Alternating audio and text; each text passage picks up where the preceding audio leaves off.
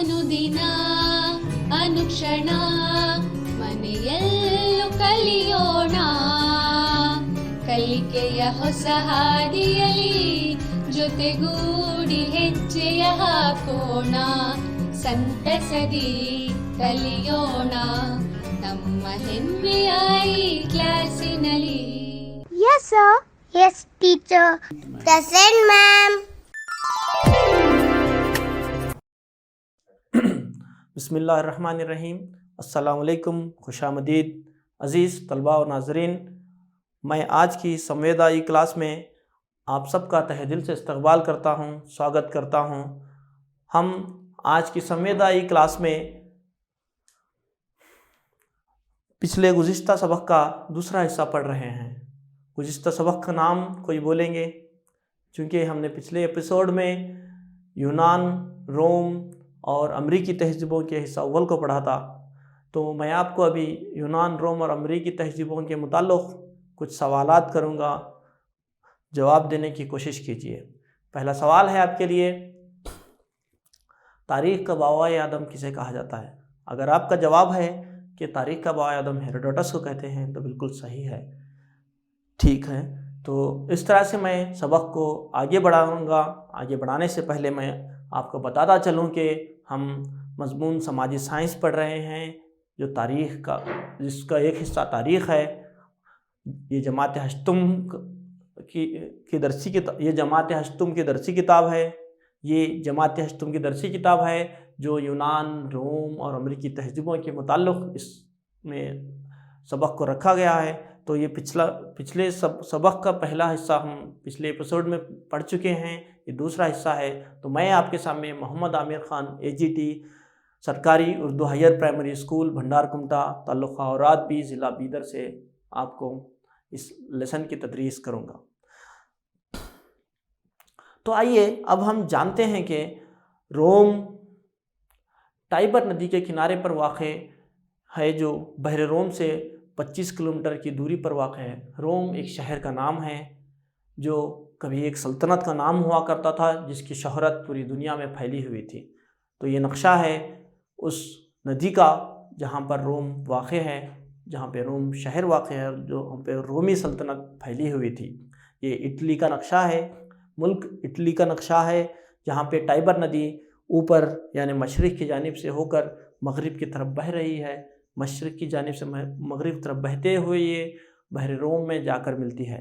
उसी के दहाने के करीब रोम शहर है, जो अपनी तरक्की, अपनी शोहरत, अपनी नामी गिरामी सल्तनत होने के इस शान और शौकत को लेकर आज भी दुनिया में मौजूद है।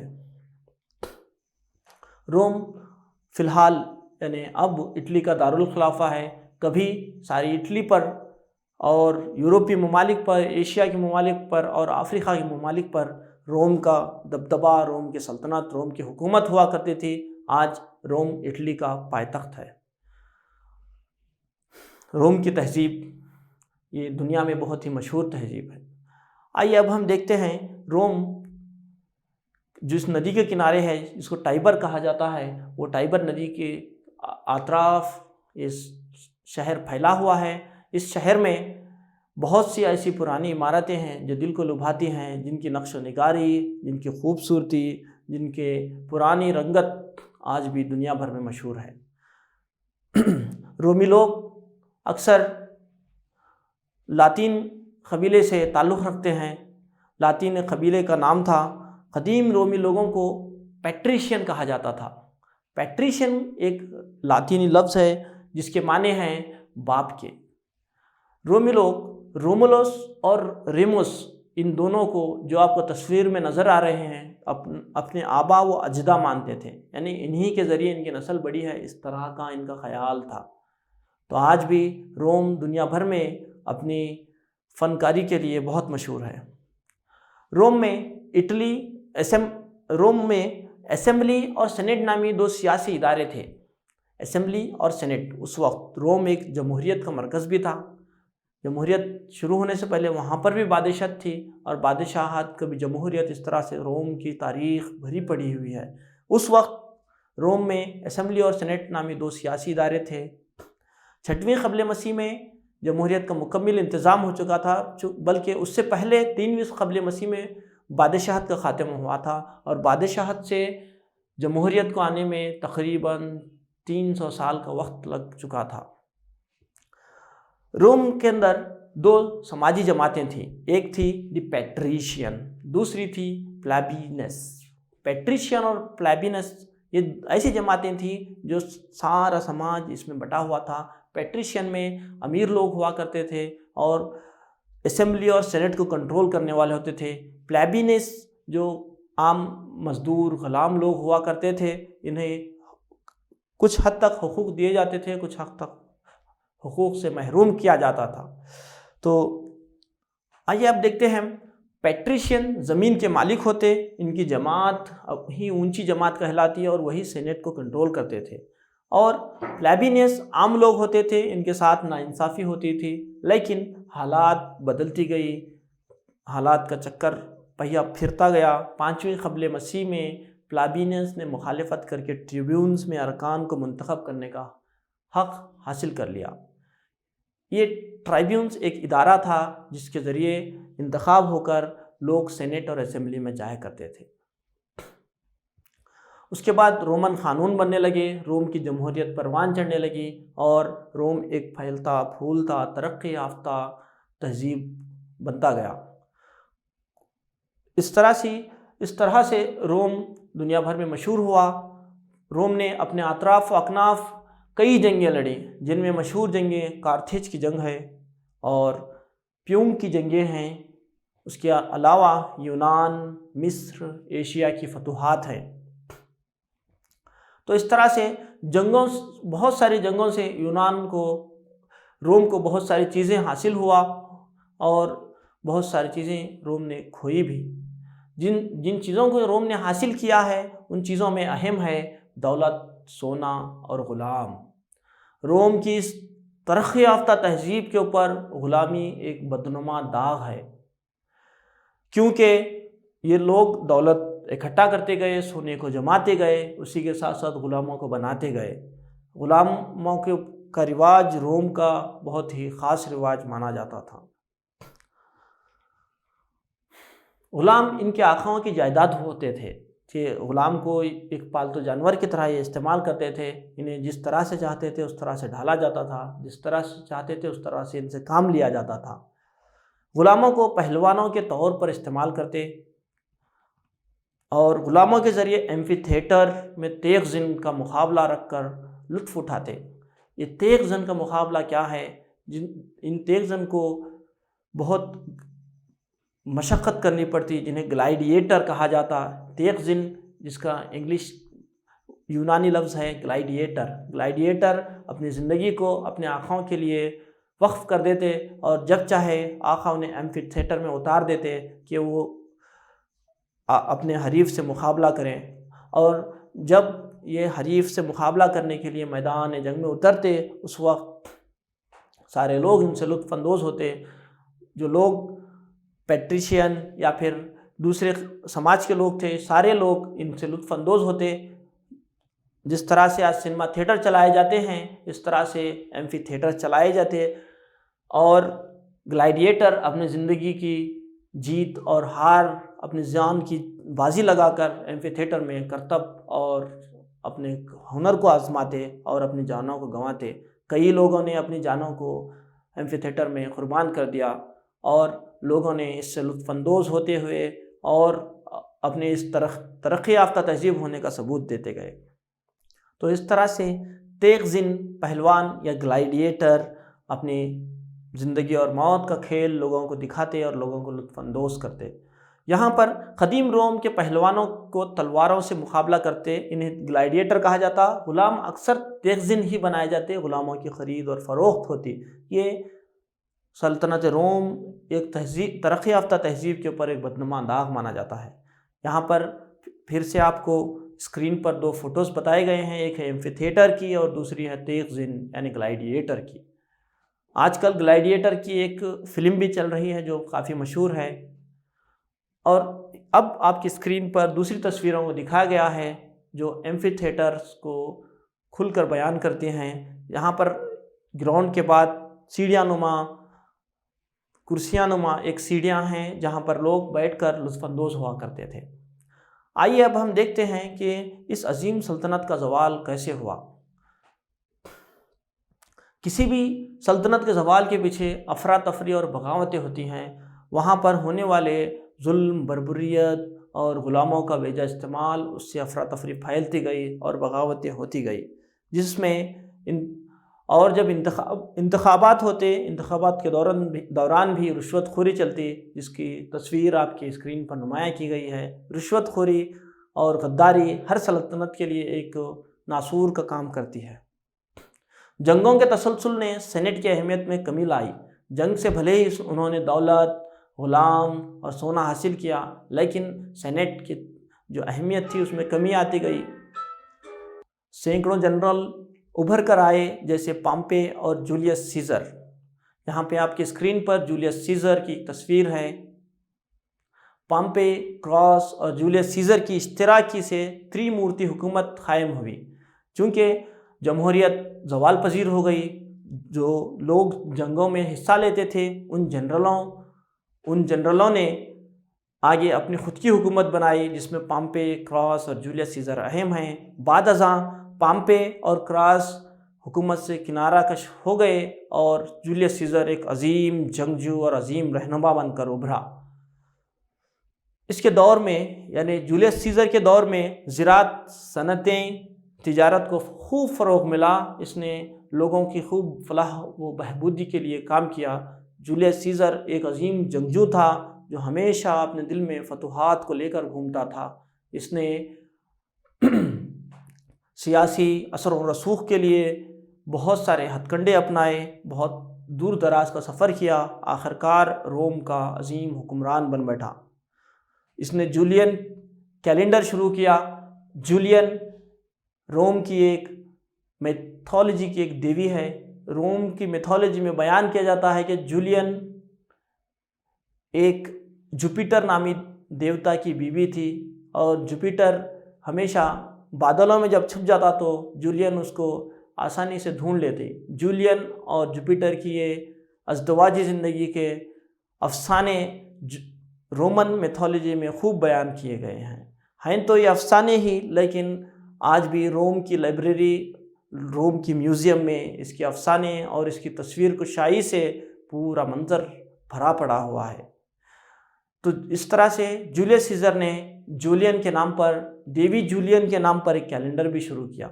इसके बाद जूलियस सीज़र अपनी फतूहात को लेकर आगे बढ़ता गया। इसने मिस्र को फ़तेह किया और मिस्र की रानी क्लोपत्रा का अफसाना, जो हमेशा इसकी खूबसूरती का अफसाना चलता था, इसको ख़त्म किया और उससे शादी की। क्योंकि वो हमेशा उसकी खूबसूरती को देखकर हर कोई हार जाता था, लेकिन उसको भी जूलियस सीज़र ने फतह किया। इस तरह से जूलियस सीज़र की ज़िंदगी के अजीम कारनामे थे। आगे चलकर जूलियस सीज़र का भी इख्तिताम हुआ और दूसरे राजा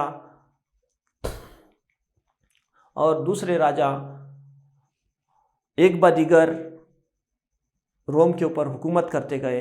ये जूलियस सीज़र, एक्टिस सीज़र वग़ैरह भले ही आमिर हुक्मरान थे, लेकिन उन्होंने रोम की तरक्की में खूब नुमाया किरदार अदा किया। तो एक्टिस सीज़र दूसरी त्रिमूर्ति हुकूमत को बनाई। इसकी त्रिमूर्ति हुकूमत में मार्क एंटोनी और लिप्सिडिस के साथ मिलकर बनाया इसने। तो एक्टिस सीज़र के दौर को रोम का सुनहरा दौर कहा जाता है, क्योंकि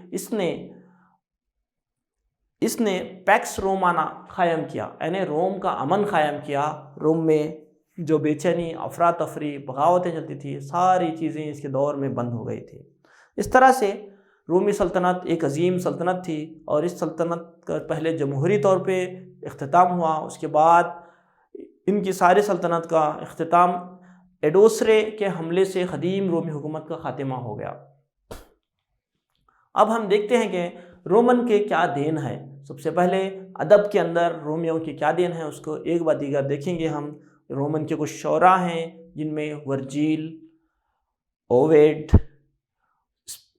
स्प्रो और प्लोटोस और पेट्रिस और दीगर शायर हैं। वर्जिल ने एनेड नज़म की तश्कील की, ओवेड ने मेटामॉर्फोसिस किताब लिखी اور اسپرو، پلوٹوس، پیٹروس دیگر شاعروں نے بہت عظیم کارنامے کر کے رومن ادب کو خوب مالا مال کیا۔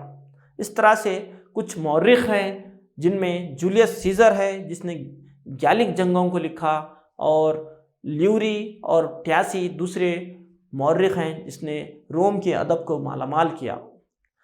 اس کے بعد ہے روم میں بھی فلسفیوں کی کوئی کمی نہیں تھی۔ یونان کو فلسفیوں کو اگر گہوارہ کہا جاتا تھا تو روم میں بھی کیاٹو کو مغرب کا سقراط کہا جاتا تھا۔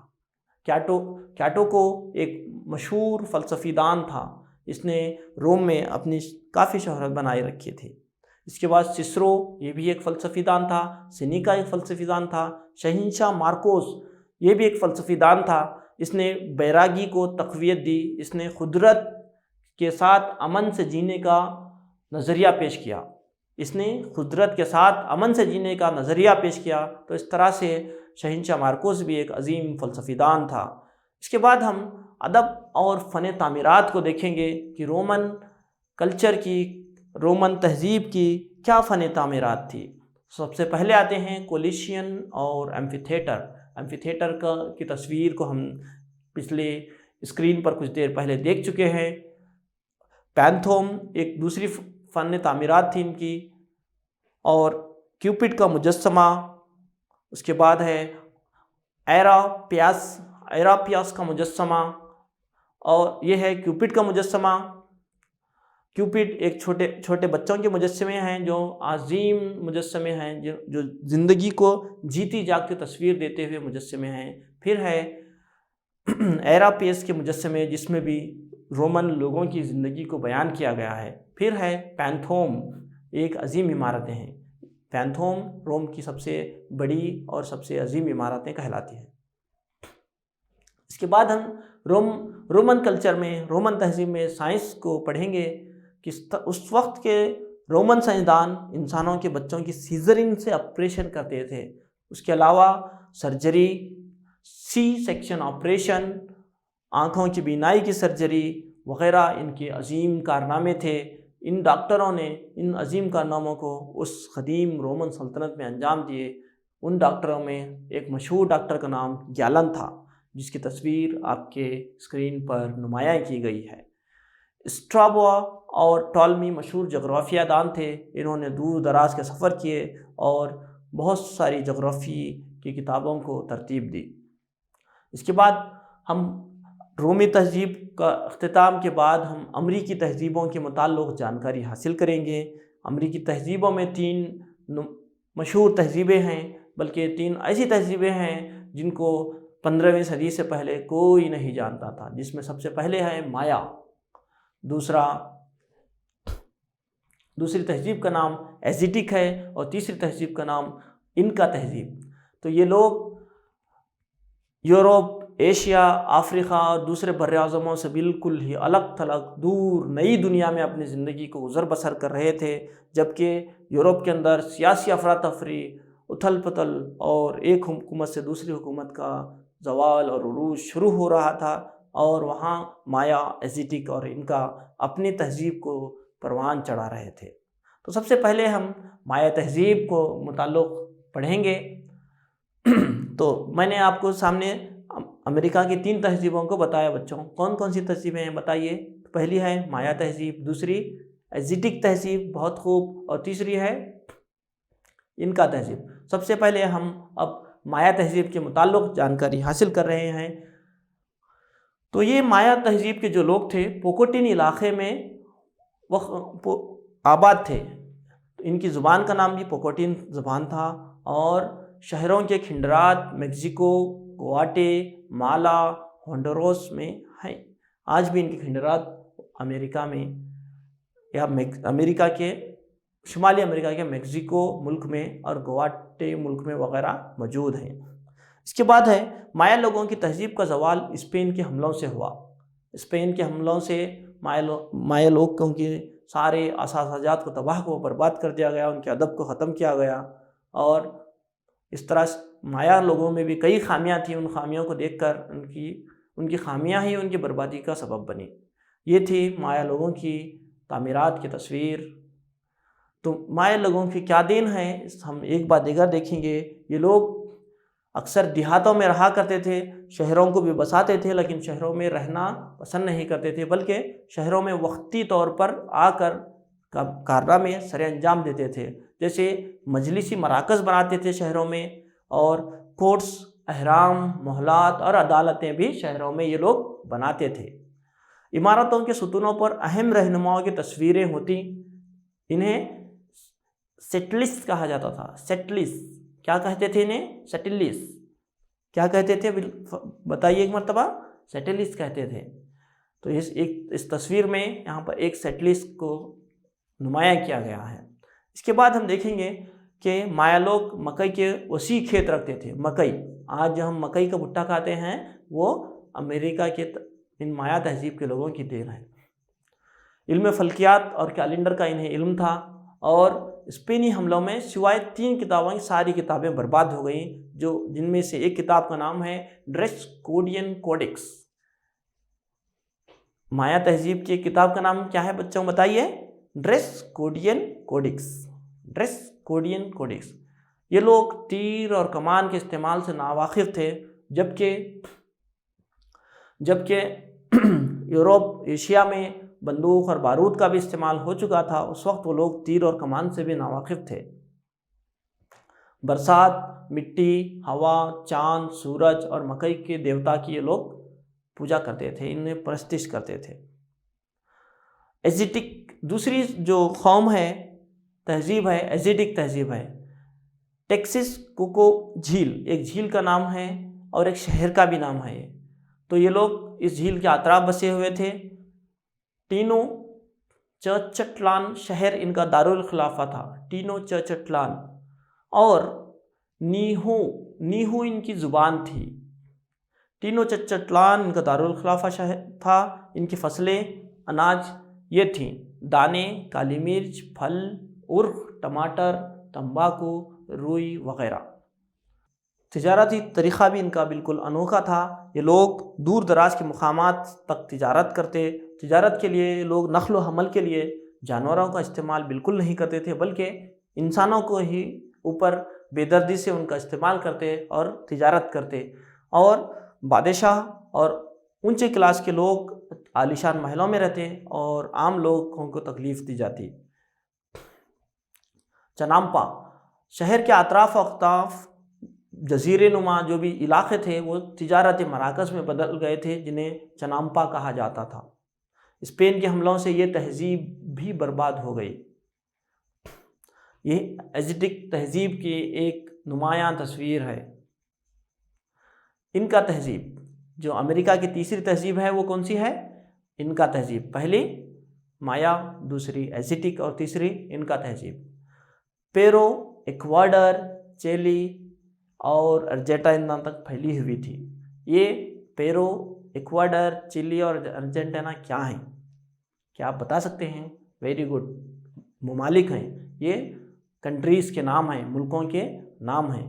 ان ممالک کے اوپر ان کا تہذیب کی حکومت پھیلی ہوئی تھی۔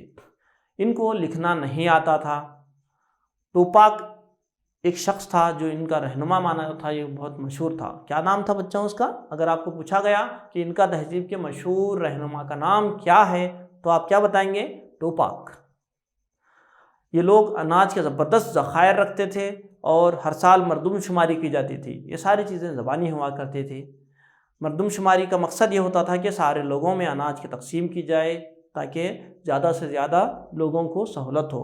پتھروں سے بنی عظیم عمارتیں ان کی تہذیب کی دین ہے، جو آج بھی جنوبی امریکہ میں موجود ہیں۔ یہ لوگ ٹیٹیکا جھیل کے اطراف زیادہ تر بسے ہوئے تھے۔ سورج ان کا اہم دیوتا تھا۔ ویرا کوچار دیوتا کو تمام تخلیق کا ذمہ دار سمجھتے تھے، یعنی سورج سے بھی اس کو بڑا دیوتا سمجھا جاتا تھا، ویرا کوچار دیوتا۔ پھر اگر آپ کو پوچھا گیا کہ ان کا تہذیب کے سب سے مشہور دیوتا کا نام کیا ہے، تو آپ بتائیں گے کہ ویرا کوچار دیوتا۔ تو یہ لوگ چاند ستارے اور فطری نظاروں کی پوجا کرتے تھے. چاند کی بھی پوجا کرتے تھے، فطری نظارے، سورج اور ویرا کوچار دیوتا کی بہت زیادہ. یہ تہذیب بھی اسپین کے حملوں سے زوال پذیر ہوئی. اس تہذیب کو بھی اسپین کے حملوں نے ختم کر دیا. تو آئیے دیکھتے ہیں، یہاں پر ہمارے سبق کا اختتام ہوتا ہے اور میں آپ سے چند سوالات کرنا چاہوں گا. امید ہے کہ آپ ان کے جوابات دینے کی کوشش کریں گے. مایا تمدن، مایا تہذیب کے سنگ تراشی نمونے ڈاجاش کہلاتے ہیں. کیا کہلاتے ہیں سنگ تراشی نمونے؟ جواب ہے سیٹلس. سنگ تراشی کے جو ان کے نمونے تھے وہ سیٹلس کہلاتے ہیں. دوسرا ہے ٹکسیکو. میکسیکو کا ایک ڈاجاش تھا، ایک شہر تھا. کیا تھا؟ ایک شہر تھا. پھر تیسرا جو سوال ہے وہ یہ ہے، ان کا لوگوں کا مشہور خیاط ڈاجاش تھا. کون تھا؟ آپ کو بتانا چاہیے بالکل. ٹوپاک تھا. بہت خوب. سوال نمبر 4 ہے، ان کا لوگوں کا مقدس دیوتا ڈاجاش تھا. کون تھا؟ کون بتا سکتے ہیں؟ بالکل صحیح جواب ہے ویرا کوچا. ویرا کوچا جو سورج سے بھی اہم دیوتا مانا جاتا تھا. اب آپ کو گھر پر کچھ کام دیا جاتا ہے، وہ ہے قدیم کولمبیائی تہذیب کا نام لکھیے. قدیم کولمبیائی تہذیب کا نام لکھیے. اب یہ کولمبیائی تہذیب امریکی تہذیب ہی ہے. دوسرا سوال ہے مایا کون تھے؟ ان کے متعلق آپ کو تفصیلی نوٹ لکھنا ہے. پھر تیسرا سوال ہے اسپیٹسک قدرت کو پوچھتے تھے کیسے؟ یہاں پر آپ کے سبق کا اختتام ہوتا ہے. خدا حافظ. अनुदिना